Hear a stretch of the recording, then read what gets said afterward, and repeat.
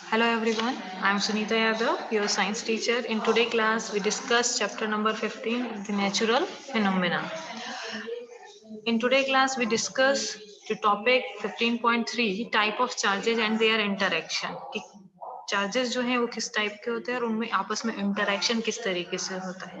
तो उसके लिए हम एक सिंपल सी जनरल एक्टिविटी कर रहे हैं जिसमें हमने टू इन्फ्लेटेड टू बैलून लिए हैं, उनको हैंग कर दिया है जैसे आपके फिगर 15.1 इसमें दिखाया हुआ है। ठीक है, दोनों बैलून को हम एक दूसरे से दोनों बैलून को हम वुलन क्लॉथ से क्या करते हैं, रब करते हैं एंड देन रिलीज देम, उन दोनों को आपस में रिलीज किया।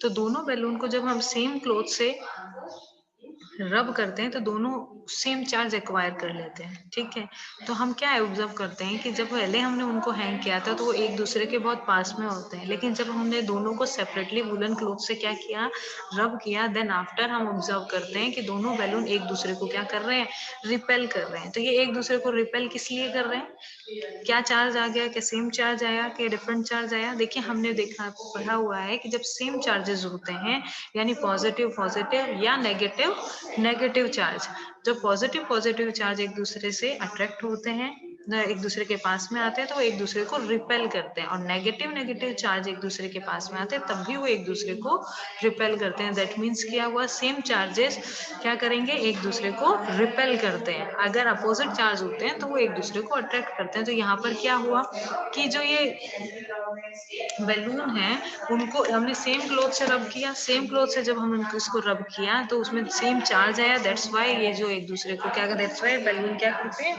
एक दूसरे को रिपेल करना स्टार्ट कर देते हैं। ठीक है, अब जो एक्टिविटी हमने ये बैलून के साथ में की है, सेम ये एक्टिविटी हम पेन रिफिल के साथ में करते हैं। Okay, now let us repeat this activity with the used pen refill. Rub one refill with polythene, place it carefully. अब हमने क्या किया कि सेम इसी एक्टिविटी को पेन रिफिल लेंगे और पेन रिफिल को पॉलिथीन से क्या किया, बहुत तेजी से रब किया। ठीक है, अब उसको केयरफुली बिना, जिस साइड से अपन ने रब किया है उस साइड को हमें हाथ से टच नहीं करना है, इस चीज का ध्यान रखना है।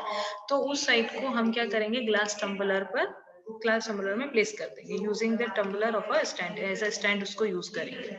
रब द अदर रिफिल, अब दूसरी रिफिल को भी हमने पॉलिथीन पर ही रब किया है। Bring it close to the charge refill, अब उसको क्या देखेंगे कि वापस से इसको चेक करते हैं कि भाई उसमें भी जो चार्ज आया। Be careful not to touch the charge end, हमें ध्यान रखना है कि जिस तरफ से हम पॉलिथीन पे उस रिफिल को रब कर रहे हैं हमें उस साइड से उसको टच नहीं करना है। Is there any effect on the refill in the tumbler, जब हम उस पहले वाले रिफिल के पास में अदर रिफिल को प्लेस करते हैं तो क्या डिफरेंस आता है, क्या वो एक दूसरे को अट्रैक्ट करते हैं या एक दूसरे को रिपेल करते हैं। तो हम क्या ऑब्जर्व करते हैं कि दोनों रिफिल भी एक दूसरे को क्या करती है, रिपेल करती है, क्योंकि पॉलिथीन से रब करने पर वो जो रिफिल है वो उनके पास में क्या हो जाता है, सेम चार्ज आ जाता है। In this activity, we have brought close together the charged object that we are made of the same material. What happen if two charged object made of a different material are brought close to each other? इसमें हमने क्या देखा, अगर same material हो या different material हो उससे हम चार्ज करते हैं तो उन पर डिफरेंट डिफरेंट चार्ज आते हैं। सेम इसी चीज को अपन डिस्क्राइब करने के लिए सेकेंड एक्टिविटी पे चलते हैं। अब इसके अंदर क्या किया हमने, एक रिफिल को तो rubber refill and place it gently in a glass, हमने पॉलिथीन पे रब किया रिफिल को, उसको जेंटली टम्बलर में प्लेस कर दिया। Bring a inflated balloon near a refill, अब वापस से इन्फ्लेटेड बैलून को रिफिल के पास में लेके जाएंगे तो क्या ऑब्जर्व करेंगे कि वो अपोजिट चार्जेस के होते हैं। ठीक है, तो वो एक दूसरे को क्या करना स्टार्ट कर देंगे, अट्रैक्ट करना स्टार्ट कर देंगे। तो यहाँ पर क्लियरली वो आपको यही बताना चाह रहे हैं कि भाई रब करने से बॉडी चार्ज हो जाती है। ये तो हमने पहली वाली एक्सरसाइज में रीड कर लिया था कि भाई हम पॉलिथीन से रब कर रहे हैं या वुलन से रब कर रहे हैं या सिल्क क्लोथ से रब कर रहे हैं, तो जिस भी ऑब्जेक्ट को रब करते हैं तो उसमें या तो वो इलेक्ट्रॉन गेन करता है या इलेक्ट्रॉन देने का काम करता है ना। तो इलेक्ट्रॉन रब करेगा या गेन करने का जो काम करेगा तो उससे क्या होगा, या तो वो पॉजिटिव चार्ज हो जाएगा या वो नेगेटिव चार्ज हो जाएगा। लेकिन जब हम पॉजिटिव पॉजिटिव चार्ज या नेगेटिव नेगेटिव चार्ज को पास में लेके आते हैं तो एक दूसरे को अट्रैक्ट रिपेल करते हैं। पॉजिटिव और नेगेटिव को अगर हम पास में लेके आते हैं तो वो एक दूसरे को रिफ्लेक्ट करने का काम करते हैं। It's clear. तो A charge balloon repel, A charge balloon, जो बैलून दोनों ए पे सेम चार्ज था तो उन्होंने रिपेल किया एक दूसरे को, और रिफिल जो है एक दूसरे को क्या किया, उन्होंने अट्रैक्ट किया। But a charge balloon attracted, charge balloon attracted है चार्ज रिफिल, क्यों, क्योंकि दोनों ने बैलून जो है वुलन क्लॉथ पे लगा हुआ है, रिफिल पॉलिथीन पे, तो दोनों पे डिफरेंट चार्ज है, इसीलिए वो एक दूसरे को क्या करते हैं, अट्रैक्ट करते हैं। Does it indicate that the charge on the balloon if is of a different kind from the charge on the refill? तो बैलून पे जो चार्ज था और रिफिल पे जो चार्ज था वो डिफरेंट डिफरेंट काइंड का चार्ज था, इसी वजह से वो दोनों चार्ज एक दूसरे को रिपेल करने के बजाय अट्रैक्ट करते हैं। ठीक है, it is a convection to call the charge acquired by a glass rod when it is rubbed with a silk of positive charge।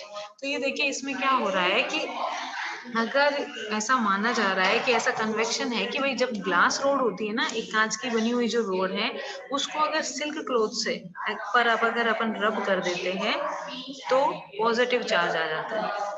ठीक है, सिल्क क्लॉथ पे रब करते हैं तो पॉजिटिव चार्ज आएगा, the other kind of charge is said to be a negative. तो इसीलिए अगर दूसरा जो चार्ज है, दूसरी जो बॉडी है, वो हमेशा कैसी होगी, नेगेटिव होगी। It is observed that when a charged glass rod is brought near a plastic straw rubbed with polythene. अब एक चार्ज ग्लास रोड जो है उसको लिया, अब पॉलिथीन पे रब की हुई जो स्ट्रो है उसको लिया। ठीक है, there is attraction between the two, और दोनों में हम देखते हैं कि दोनों में क्या होता है, अट्रैक्शन होता है। तो what do you think would be kind of charge on the plastic स्ट्रो?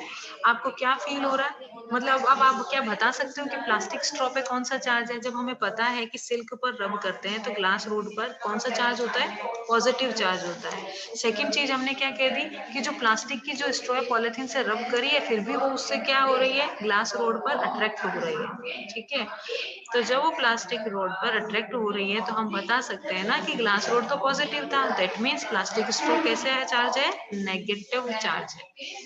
The electrical charges generated by rubbing and static, जो इलेक्ट्रिकल चार्जेज होते हैं वो रब करने से स्टैटिक हो जाते हैं, यानी उस जगह पर स्टेबल हो जाते हैं। They do not move by themselves, वो अपने आप एक जगह से दूसरी जगह पर मूव नहीं होते हैं। ठीक है, तो इलेक्ट्रिक चार्ज, स्टैटिक क्या हो गया, वो स्टेबल। देखिए मूव, स्टैटिक मतलब स्थिर है, उस जगह पर फिक्स हुआ है वो चार्ज। ठीक है, अगर चार्ज मूवमेंट में होगा तो क्या होगा, जैसे हमारे घर पे इलेक्ट्रिक करंट है तो अपन क्या कहते हैं, flow electric, what is electric current, flow of charges.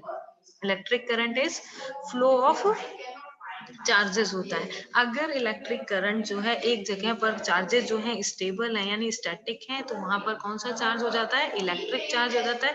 तो किसी भी ऑब्जेक्ट को अदर ऑब्जेक्ट पे, या जैसे अपने ग्लास रोड को सिल्क पर रब कर रहे हैं, स्ट्रो को पॉलिथीन पे रब कर रहे हैं, तो रब करने से जो भी चार्ज होता है वो स्टैटिक हो जाता है, स्टेबल हो जाता है, वो एक जगह से दूसरी जगह पर मूव नहीं होता है। ठीक है, अगर ये जो करंट है या चार्ज जो है वो मूव होना स्टार्ट हो जाता है तो उसको अपन इलेक्ट्रिक करंट बोलते हैं, जिससे हमारे घर के जो डिफरेंट डिफरेंट अप्लायंसेज हैं, बल्ब है, फैन है, दूसरी चीजें जो इलेक्ट्रिक करंट से चलती हैं वो सब स्टार्ट हो जाता है, तो इलेक्ट्रिक करंट फ्लो होना लग जाता है। लेकिन दो चीजों को रब करने पर जो चार्ज आता है वो स्टैटिक टाइप का होता है, मूवमेंट वाला नहीं होता, वो एक जगह से दूसरी जगह मूव नहीं होता है। They do not move by themselves, ये अपने आप मूव नहीं होते।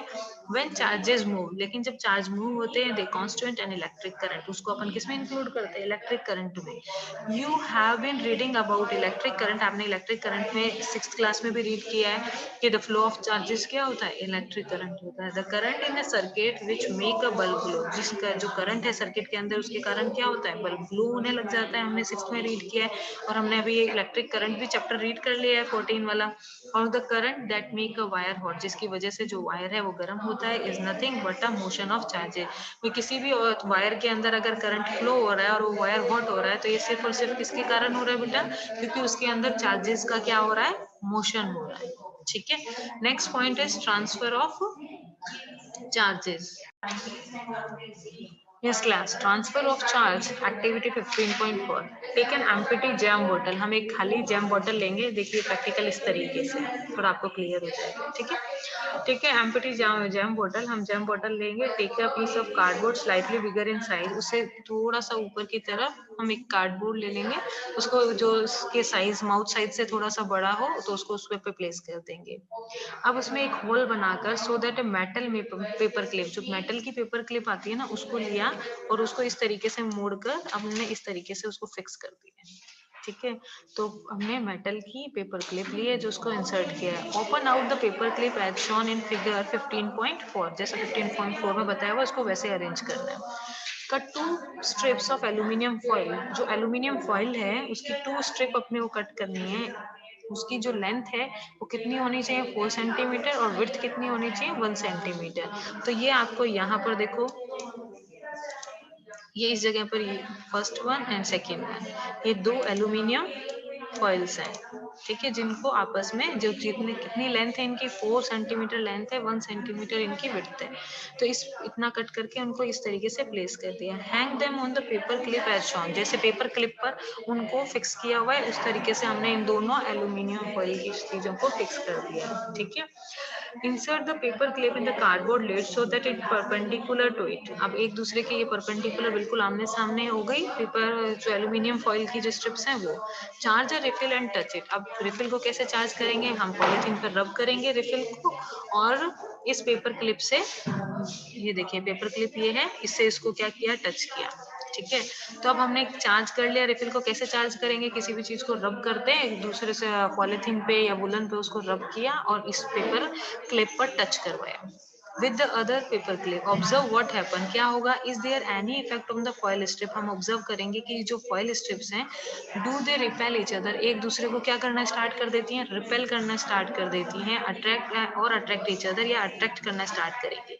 देखिए, अगर ये जो रिफिल है इसको हमने पॉलिथीन पे रब किया, सपोज कीजिए इसमें नेगेटिव चार्ज होता है, सपोज करते हैं कि इस पे नेगेटिव चार्ज होता है, जैसे ही हम इस रिफिल को मेटल पेपर क्लिप से टच करवाते हैं तो जो भी नेगेटिव चार्ज होता है वो आगे इस पेपर क्लिप में फ्लो होना स्टार्ट हो जाता है। जैसे ही पेपर क्लिप पे फ्लो होगा तो दोनों एल्यूमिनियम फॉइल जो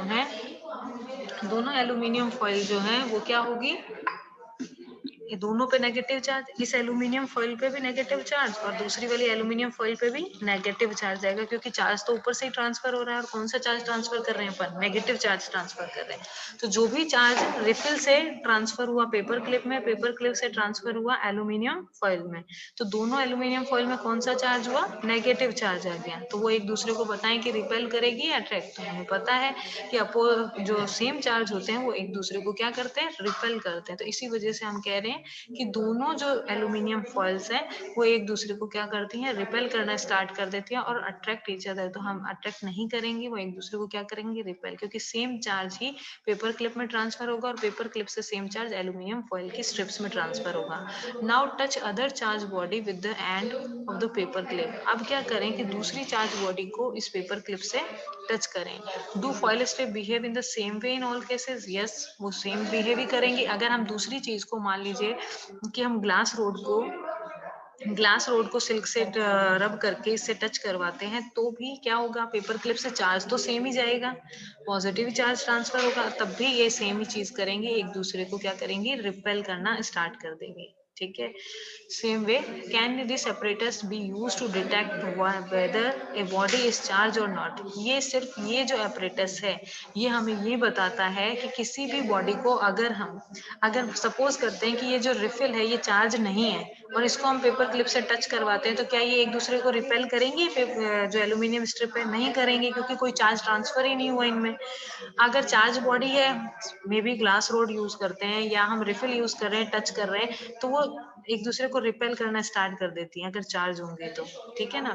तो अगर कोई भी अनचार्ज बॉडी को हम इस पेपर क्लिप से टच कराएंगे तो चार्जेस आगे ट्रांसफर हो ही नहीं सकते, तो ये पेपर जो एल्यूमिनियम फॉइल है वो पास की पास में ही रहेंगे, एक दूसरे को रिपेल नहीं करेंगे। तो ये जो apparatus हमने बनाया है ये क्या काम करता है, ये डिटेक्ट करने का काम करता है कि कौन सी बॉडी चार्ज है और कौन सी बॉडी चार्ज नहीं है। अगर पेपर क्लिप्स जो, यानी कि यहाँ पर जो हमने एल्यूमिनियम फॉइल यूज किया वो एक दूसरे को रिपेल करें, दैट मीन्स जो भी हमने बॉडी के ऊपर टच की है वो चार्ज बॉडी है।